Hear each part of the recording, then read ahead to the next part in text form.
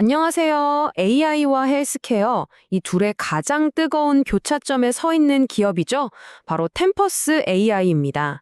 오늘 이 회사가 어떻게 현대의학의 판도를 바꾸려고 하는지 그 핵심 전략을 한번 제대로 파헤쳐 보겠습니다.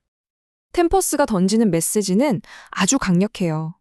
AI는 드디어 헬스케어를 변화시킬 준비가 됐다. 이건 먼 미래의 꿈 같은 이야기가 아니라는 거죠.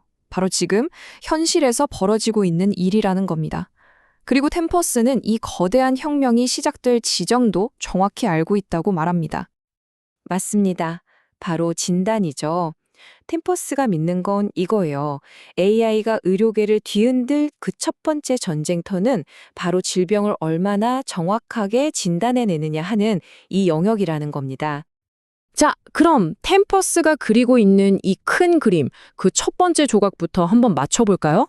정밀의학에 대한 그들의 비전은 과연 뭘까요? 템퍼스의 접근법은 아주 명확한 3단계로 되어 있습니다. 첫 번째는 뭐냐면요. 환자 한 명 한 명의 복잡하고 방대한 데이터를 하나로 모아서 완벽한 그림을 만드는 거예요. 그리고 나선 AI를 이용해서 그 데이터 속에서 예전에 미처 몰랐던 아주 중요한 통찰력을 찾아내는 거죠.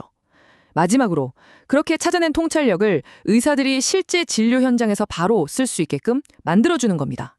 결국 복잡한 데이터를 AI로 분석해서 실제 액션으로 이어지게 만드는 거죠. 하지만 이 멋진 3단계 전략이 제대로 돌아가려면 반드시 필요한 게 있습니다. 그게 뭘까요? 바로 다른 회사는 절대 가질 수 없는 어마어마한 규모의 독점 데이터입니다. AI를 똑똑하게 만들려면 방대한 양질의 데이터가 필수적이잖아요. 이게 바로 템퍼스가 가진 가장 강력한 무기인 셈입니다. 그 규모가 이게 감이 오시나요? 400페타바이트가 넘습니다.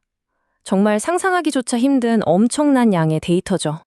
이게 얼마나 엄청난 거냐면요. 세계에서 가장 큰 공공암 데이터베이스인 TCGA랑 한번 비교해 볼게요. TCGA가 가진 DNA, RNA 프로파일이 한 10,000개 정도 되거든요. 근데 템퍼스는요? 거의 34만 개입니다. 30배가 넘죠. 이건 그냥 단순히 많다는 걸 넘어서 아예 누구도 넘볼 수 없는 강력한 데이터성을 쌓아버린 거예요.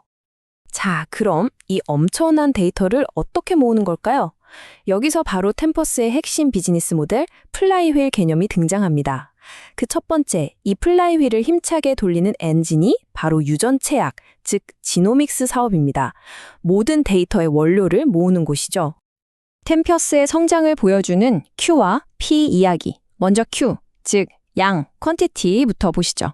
이 그래프를 보면요. 암 진단 검사 건수가 1년 만에 그야말로 폭발적으로 늘어난 게 보입니다. 검사를 더 많이 한다는 건 곧 데이터 엔진이 더 빠르게 돌아간다는 뜻이겠죠? 근데 진짜 놀라운 건 바로 이 P, 즉 가격입니다. 단순히 검사 건수만 늘린 게 아니었어요. 검사 한 번 할 때마다 벌어들이는 돈이 2022년에 $900 수준이었는데 2025년에는 $1,600까지 치솟았어요. 이건 그냥 장사를 잘했다는 수준이 아니라 사업의 체질 자체가 바뀌고 있다는 아주 강력한 신호거든요. 좋아요. 엔진은 막 돌아가고 원료는 쌓였어요. 그럼 이 데이터를 어떻게 돈으로 바꿀까요? 이제 플라이휠의 두 번째 단계로 넘어가 보겠습니다. 이 원료 데이터를 어떻게 비싼 연료로 만들어서 파는지 한번 보시죠. 제약사들이 이 데이터, 연료에 말 그대로 열광하는 이유가 있어요. 신약을 개발할 때 아이디어를 얻는 단계부터 더 나은 임상시험을 설계하고 FDA 허가를 받고 심지어 약이 출시된 후에 마케팅하는 것까지 이 모든 과정에 템퍼스의 데이터가 아주 결정적인 역할을 하는 겁니다. 그리고 이게 그냥 하는 말이 아니라는 결정적인 증거가 바로 이 슬라이드입니다. 세계적인 제약사 아스트라제네카 아시죠? 여기서 템퍼스의 데이터를 가지고 차세대 AI 모델을 만들겠다면서 무려 $2억 투자하기로 했습니다.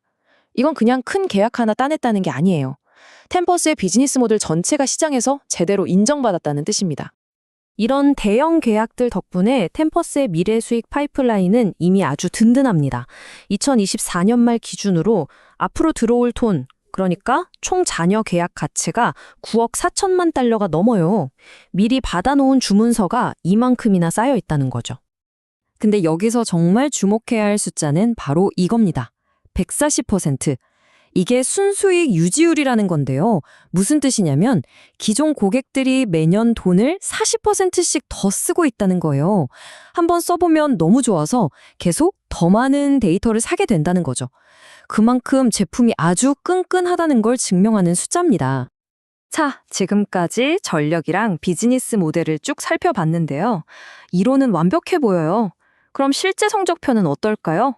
이제 마지막으로 템퍼스의 플라이휠이 그냥 돌기만 하는 게 아니라 무서운 속도로 가속하면서 중요한 목표들을 달성하고 있다는 걸 재무제표로 한번 확인해 보겠습니다. 실적 요약표를 한번 보시죠. 와, 매출 총이익, 성장세가 장난이 아니죠. 하지만 진짜 하이라이트는 맨 아래, 바로 조정 EBITDA입니다.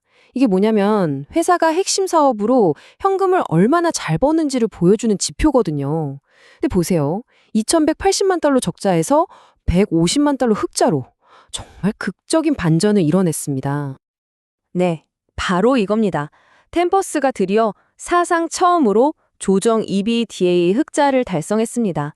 이건 단순히 숫자가 플러스로 돌아섰다는 의미를 넘어서요. 그동안 투자해왔던 비즈니스 모델이 마침내 수익을 낼 수 있다는 걸 증명해낸 정말 엄청난 이정표죠. 그럼 이 성장이 어디서 왔나 봤더니 플라이휠의 두 축이 아주 건강하게 돌아가고 있었어요. 데이터를 모으는 유전 체약 사업이 76%, 그리고 그 데이터를 파는 데이터 및 서비스 사업이 24%, 두 엔진이 모두 힘차게 회사를 앞으로 끌고 가고 있는 겁니다. 템퍼스는 자신들의 플라이휠이 정말로 작동한다는 걸, 그것도 아주 강력하게 작동한다는 걸 숫자로 보여줬습니다. 이제 남은 질문은 딱 하나죠. 과연 이 무서운 기세를 막을 수 있는 게 있을까요?